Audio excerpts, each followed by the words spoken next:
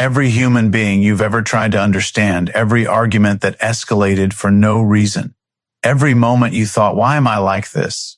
It wasn't logic running the show. It wasn't personality. It wasn't weakness. It was grief. Not the kind that cries at funerals, but the quiet, invisible kind that hides inside behavior.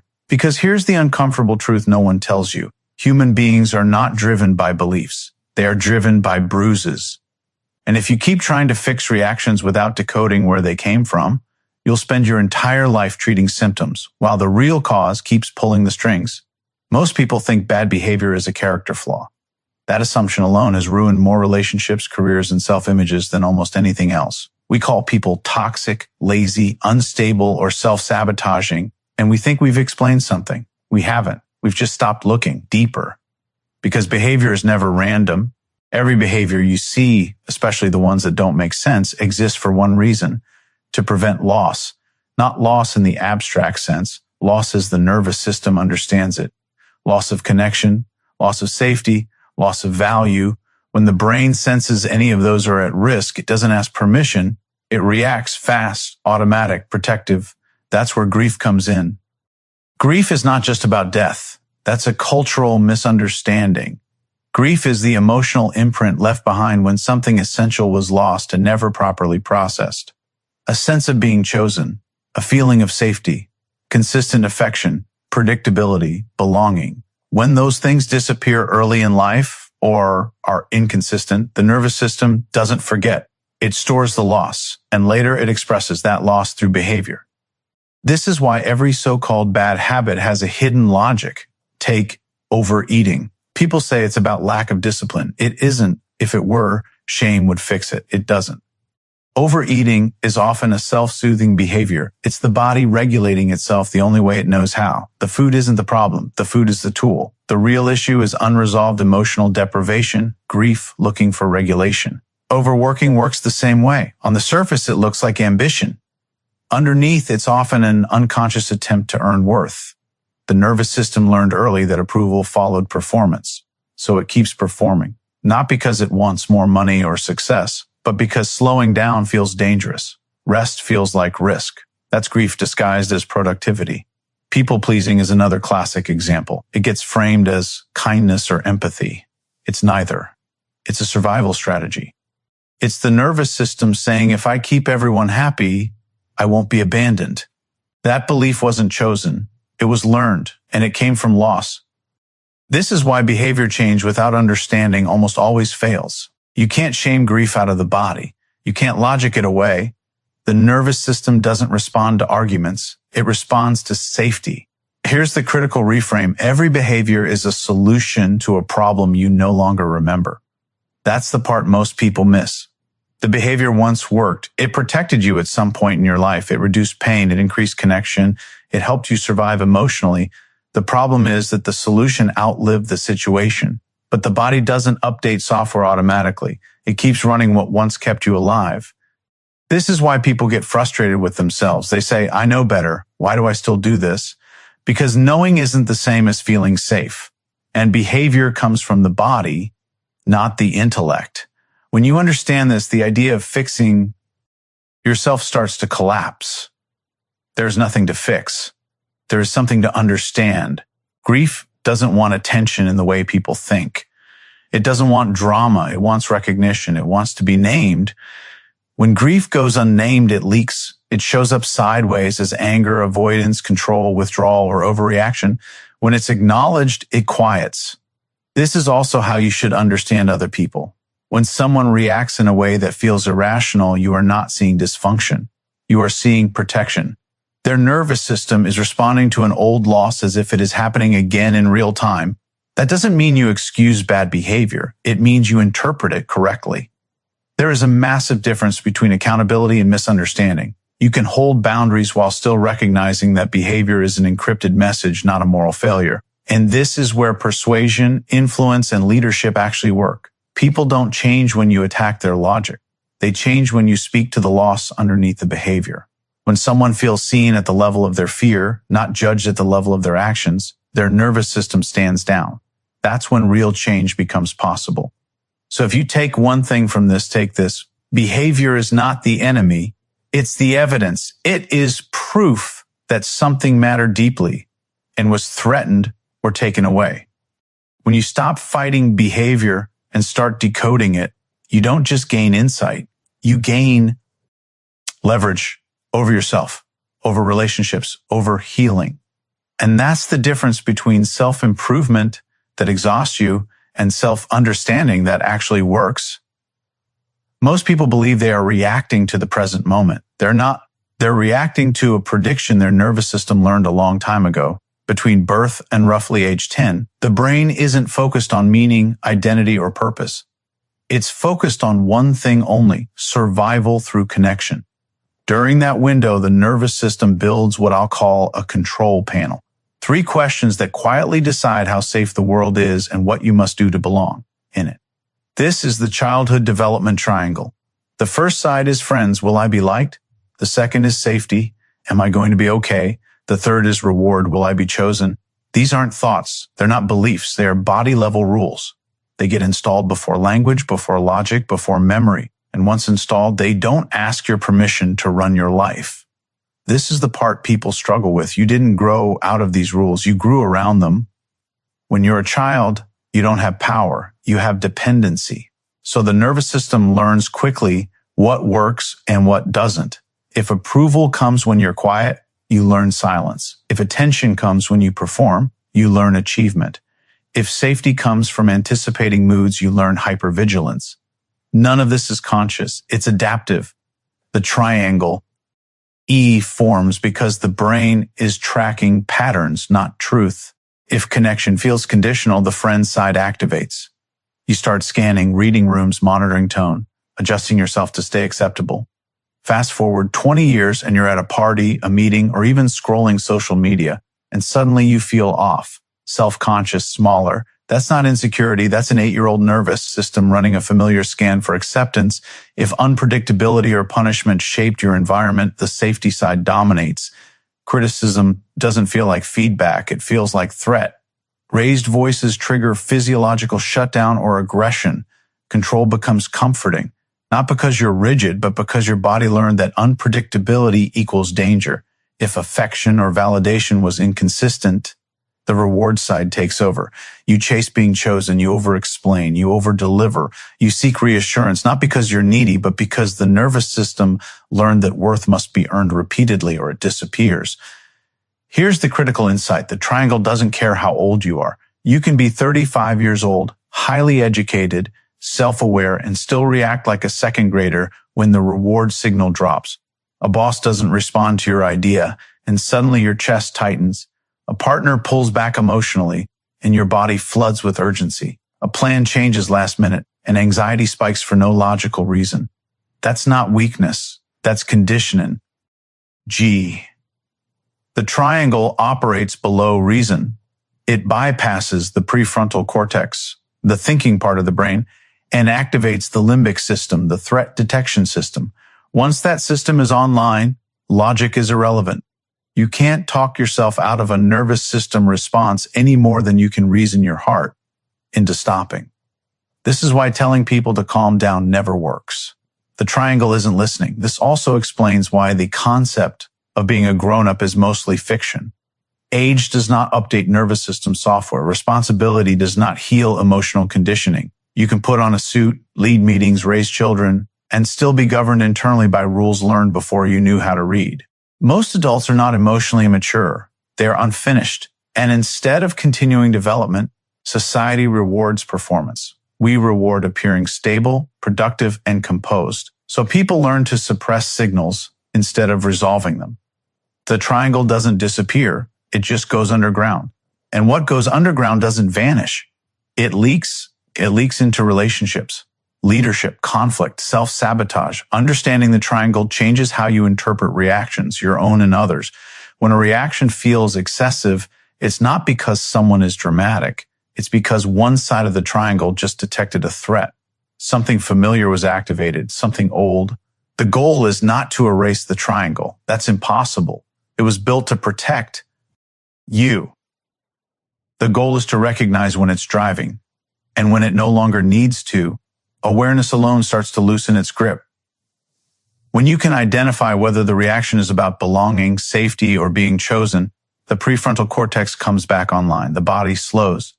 Choice returns. That's growth.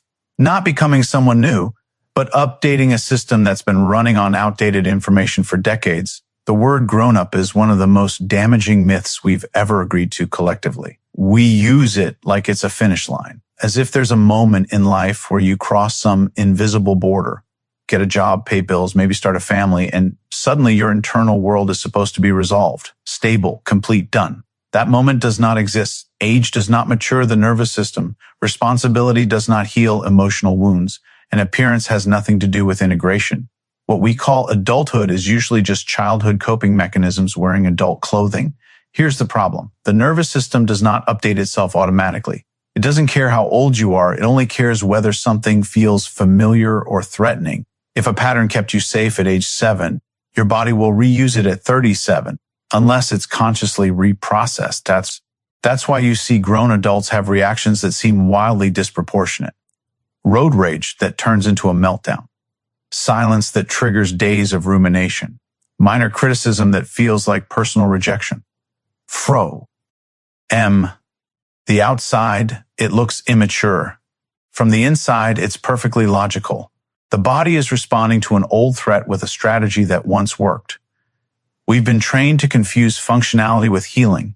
If someone can show up to work, pay rent, and keep things together on the surface, we assume they're emotionally developed. But functionality is not the same as regulation. Performance is not the same as peace.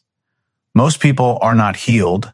They manage themselves through control, distraction, productivity, or emotional shutdown. They keep moving because slowing down would mean feeling. And feeling would mean confronting what never got resolved. That's why act like an adult is such a useless command. It assumes choice where there often isn't one. When the nervous system is activated, choice collapses. You're no longer deciding, you're reacting. This is also why self-help culture fails so many people. It assumes the problem is lack of discipline, mindset, or motivation. So people try harder. They optimize routines. They set boundaries. They repeat affirmations. And when none of it sticks, they conclude something must be wrong with them. Nothing is wrong with them. They're just asking a wounded system to behave like a healed one. Here's the deeper truth most people avoid. Growth is optional, but pretending you're done growing is a decision, and it's a costly one. The moment you declare, "This is just how I am," development stops. Not because you're incapable, but because the nervous system interprets certainty as safety, and safety ironically halts adaptation. This is why some people become more rigid with age instead of wiser. They aren't maturing. They're entrenching. The coping strategies harden. The flexibility disappears. Curiosity dies. And the triangle we talked about earlier runs unchecked because it's never challenged. In this sense, there are really only two types of people: those who are still growing and those who are committed to appearing finished. Appearing finished is socially rewarded. It looks confident. It looks successful. It looks put together. But internally, it's stagnant. The emotional system remains frozen at the age where it learned to survive, and the cost shows up everywhere. In relationships, it looks like emotional unavailability. In leadership, it looks like control or defensiveness. In personal life, it looks like chronic dissatisfaction with no clear reason. People say, "I should be happy by now." That sense alone reveals the myth. Happiness is not a milestone. Healing is not a checklist. There is no arrival point. The body will keep growing whether you like it or not. Cells regenerate. Time moves forward. But emotional growth only continues if you allow uncertainty back into the system. If you're willing to admit, "I'm not done," that admission isn't weakness. It's the beginning of regulation. Because when you stop pretending you've arrived, the nervous system relaxes. It no longer has to defend an image. It can finally redirect energy from protection to integration. This is what real adulthood looks like. Not control, not perfection, not emotional suppression, but responsibility for your internal state without shame. You don't shame a nervous system into safety. You don't pressure grief into resolution. You don't dominate your way into maturity. You grow by noticing where you're still reacting instead of choosing. By recognizing when an old program is running. by allowing parts of you that froze early to finally catch up. The goal was never to grow up. The goal was to keep growing. And the moment you understand that, the pressure to perform adulthood dissolves and real development finally begins. Most people want insight. What they actually need is a process. Insight without a process just creates awareness. Awareness without regulation creates frustration. That's why people say, I understand why I react this way, but I still react. Understanding alone doesn't shut down the nervous system. Translation does. This is where decoding the triangle in real time matters. The nervous system does not speak logic. It speaks threat and loss. If you want to calm it, your own or someone else's, you must speak its language. That language is sensation, safety, and recognition. So here's the process. Not theory, not philosophy. A working framework. Step 1, listen for disproportion. Whenever a reaction is larger than the situation justifies, something old has been activated. The volume is the clue. A missed text that triggers rumination. A small critique that produces defensiveness. A last-minute change that causes panic. These reactions are not about what just happened.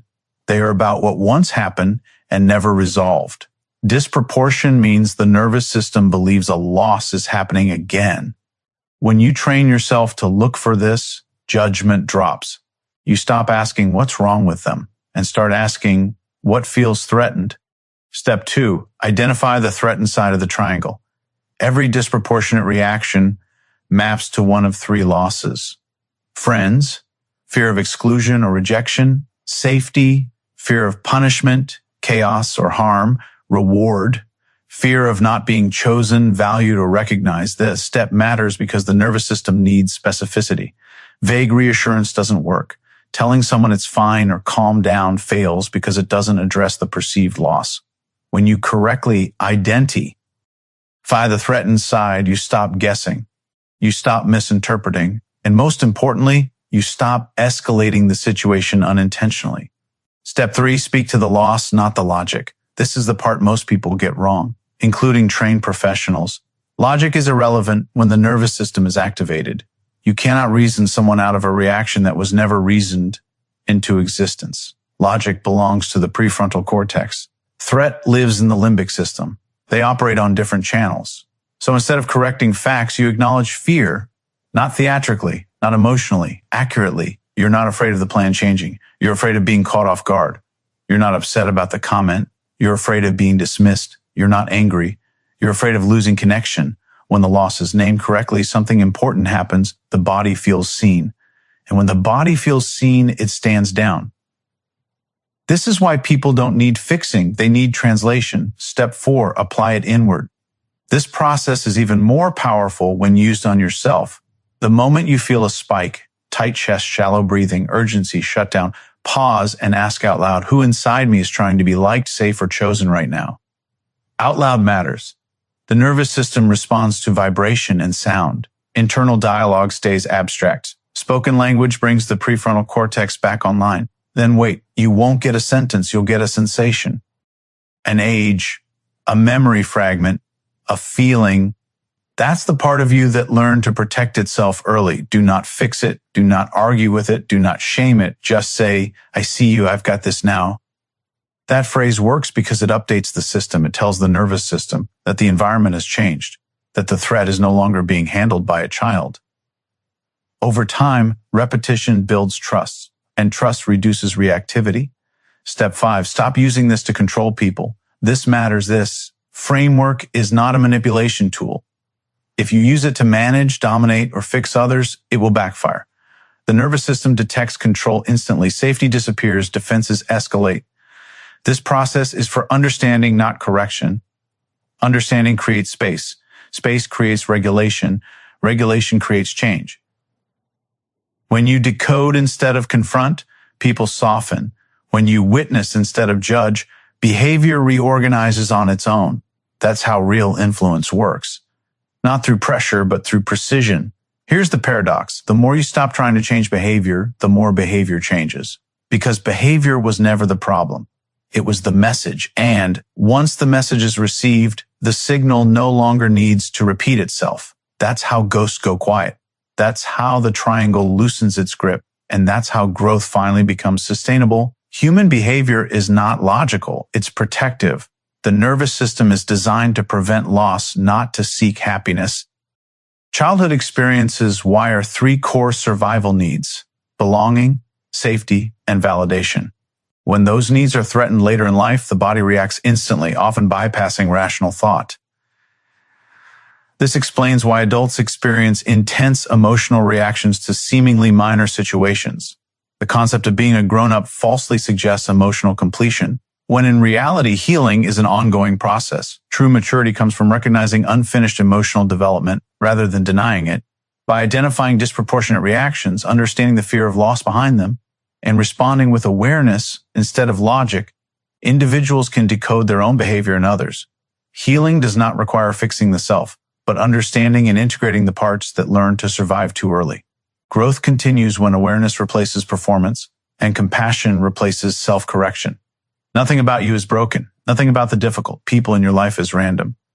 There are only unfinished stories and younger parts still waiting to be seen. Behavior is an encrypted grief file. Understanding is the decoder key. And when you stop fighting the ghost inside you and finally let it rest, you don't become someone new. You become whole.